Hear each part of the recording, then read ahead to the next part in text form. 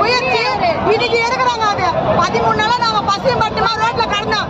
அப்ப யாரும் எதுவுமே பண்ணல. இன்னைக்கு வந்து அராஜகம் பண்ணிட்டு எங்க உள்ள தள்ளு அது தள்ளுவ இது தள்ளுவன்னு அராஜகம் பண்றாங்க. எங்களை எல்லாம் விட மாட்டாங்க. நாங்க எங்க உரிமை தான் கேட்கிறோம். ரோட்ல குப்பை ஏற வேலை தான் நாங்க கேட்கிறோம்.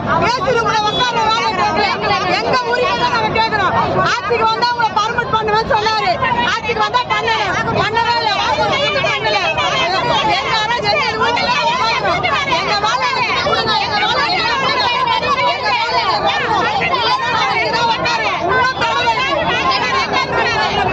எல்லா பெண்களும் சொல்லுங்க. அதை ஒட்டிதான் நாங்க கேட்கிறோம். வேற எதுவுமே யாருக்கு தேவைப்படுது?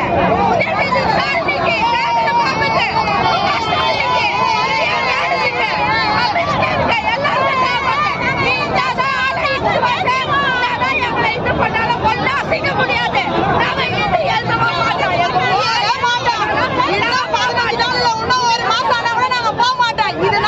இன்னும் அராஜகம் நடந்தா கூட சரி நாங்க போக மாட்டோம். அடிச்சாலும் சரி ஒதுச்சாலும் சரி எங்க அப்பா சாவச்சாலும் சரி நாங்க யாரும் போக மாட்டோம். இங்கேதான் நடக்கும். என்னென்ன பண்ணுமோ பண்ணுங்க. இன்னும் நீங்க எவ்வளவு இன்னும் அராஜகம் பண்ணீங்களோ பண்ணுங்க. ஆனா நாங்க வெற்றியோட தான் இங்க போவோம். தவிர தோல்வியோட போக மாட்டோம். எங்க பக்கம் கருப்பு சட்டை இருக்குது. அதனால நாங்க தோல்விக்கிறதே இல்ல. எங்க பக்கம் கருப்பு சட்டை இருக்கிறதால நாங்க தோல்விக்கிறதே இல்ல. எங்க பாரதன் எங்க கூட கிடையாது.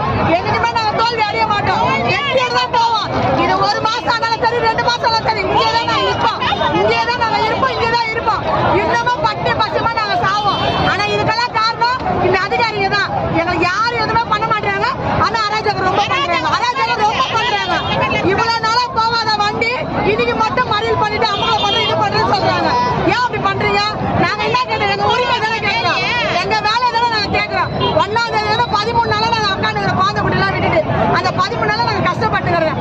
அன்னைக்கு இல்லாத மறியல் இன்னைக்கு வந்து அவங்க பண்றாங்க. ஏன் போலீஸ்காரங்க இப்படி பண்றாங்க? எதுக்கு பண்றாங்க? 13 நாளா வராத போலீஸ்காரங்க இப்போ வந்து அராஜகம் பண்றாங்க.